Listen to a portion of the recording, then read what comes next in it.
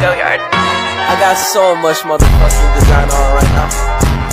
Bring it down, bring it back, make it clap. Hai semuanya, selamat pagi, siang, sore, dan malam. Bagi yang nonton, tahu nggak sih apa itu definisi cinta? Menurut seorang pakar psikologi, cinta adalah sebuah emosi yang terdiri dari 3 perasaan, yaitu kasih sayang, perhatian, dan keintiman. Saya, Dipa Aswini sebagai moderator, akan memimpin jalannya podcast kali ini ditemani dengan para narasumber yang telah saya undang. Untuk podcast kali ini, saya akan mengambil topik cinta yang merupakan salah satu jenis emosi positif. Selanjutnya, langsung saja kita masuk ke sesi pertanyaan. Untuk pertanyaan pertama, apa itu definisi cinta menurut pandangan saudara-saudara sekalian? Saya persilakan kepada saudara Silvi dan saudara Maria untuk menjawab pertanyaan pertama. Menurut saya, definisi cinta itu adalah suatu emosi yang terbentuk dari sebuah perasaan. Dari suatu perasaan lebih tepatnya. Contohnya itu seperti kasih sayang. Kayak kasih sayang itu kan diberikan oleh seseorang kepada orang yang lain. Jadi cinta itu seperti emosi yang timbul dari perasaan dan ditujukan kepada orang lain.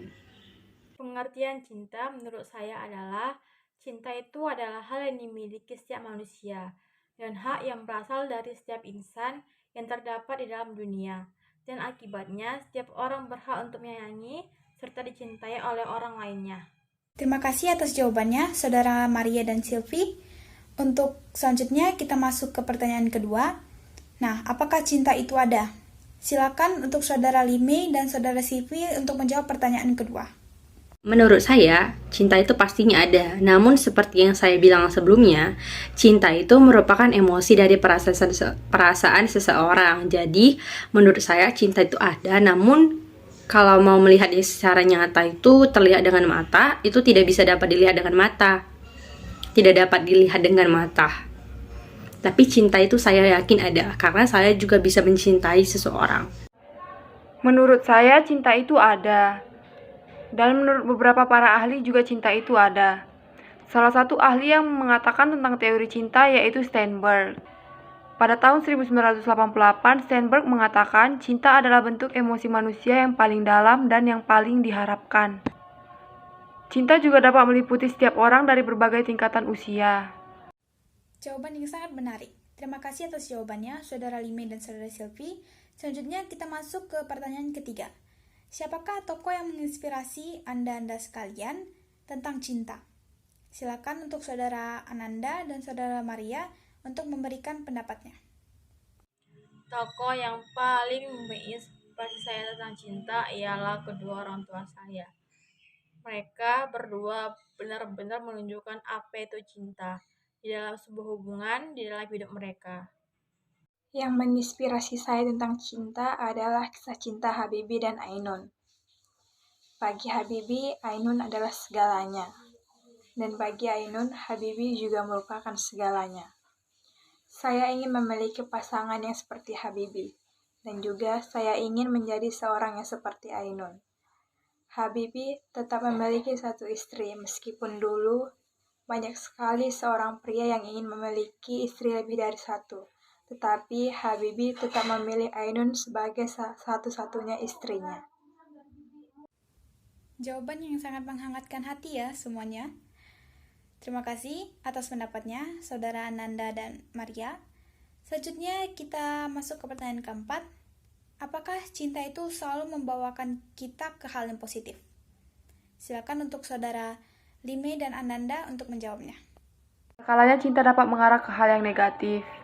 Namun, salah satu contoh hal positif yang kita dapatkan dalam mencintai seseorang yaitu kita akan berusaha memperbaiki diri kita menjadi pribadi yang lebih baik lagi, belajar dengan sungguh-sungguh, sehingga membuat orang yang kita cintai terkesima terhadap hal yang kita lakukan.